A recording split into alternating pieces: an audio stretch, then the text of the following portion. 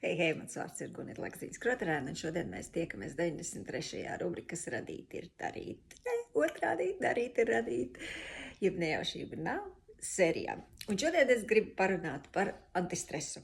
Zini, kā mēs visi skrienam, katrs savā vāveres ritenī, mūžam kaut kur steidzamies, mūžam domājam, ko par mums padomās citi, vai mēs nerīkojamies nepareizi, un vispār viss galvā vienkārši čum un mūģi.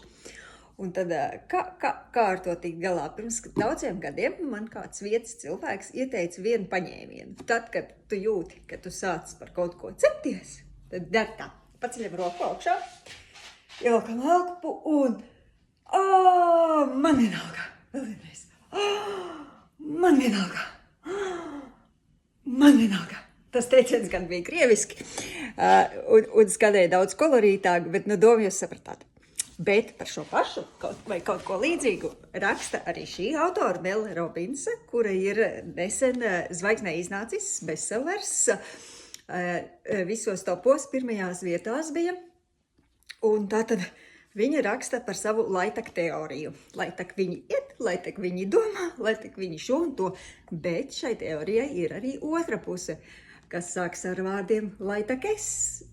Un tātad kā piedāvā ar stresu cīnīties Melle, tad pērciet vai ejiet uz grāmatnīcām, uz bibliotekām, ņemiet grāmatu un lasiet.